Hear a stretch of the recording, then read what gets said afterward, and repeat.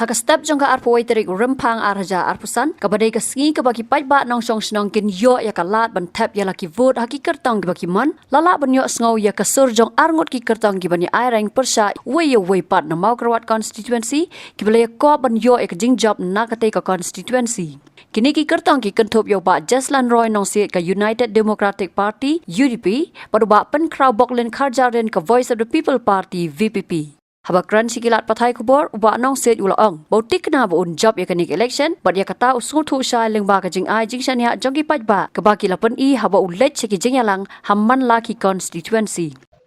Solong confident ha kanik election governmenta namang suthu bakadi ke sur jong pajba ha ka bakin ai ka jing kershan dengan man ke polling station ha ka ba suthu kat shabang lek ha ka bang penong jing yalang pajba paiba kila long ready haga bakin up haga bakin shot score haga bakin yok bani kendu bat kumagalong menta naduk menta kesni habangan don haga di polling station hang ni harang mau masutho majority ki paiba ki long ready ban kershan nga ban nga sos kamba majority ki polling station ngan yok ki jing job keberan buram haga di election haga bang community bakani ki di mon jong paiba Katban nak yang ubak pen krabok len kharjaren ulaong bakajing ya kon ha kanik election ka long hapadang gi riu pajba ki bakershan ya ka VPP persya ya baro ki wai pat ki sengsan perthai bat kumta udan ga jingat ka bas kham ban job ya kanik election hakade ti ka bamta ngi suthu sai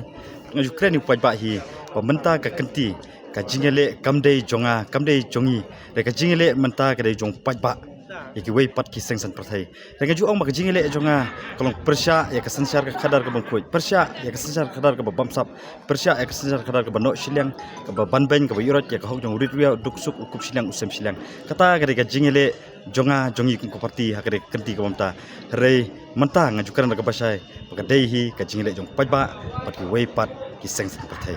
nga ku Kyrtong jong ka parti ka Voice of the People Party la parti pra ka bangti pajba I penpau ya kajing sukan ke bakar mah hakde kesni ngalak ban pendep yang kajong kamram kata kelomban tebut ti nyidon kajing ke baskam ba ki pajba na kade kadong than dapo Mawkyrwat Constituency kin ai kajing kersan ke borba ke magilong ke MP election mantaru kin ai kati kamon kadeng penpoi sakatong kata kade kajing sngo jongi te kulesh pun pi pajba baro kajing job jongi kade kajing job jong pi Habatin, pej bahaki ki shop plus F. Ka plus F? Haka bam bangi bam dunaki eki bataye kamet. Namar kata habathiru atau kau kamlu ka umpnyang kadut pej ya ka shop plus F haka jingsom.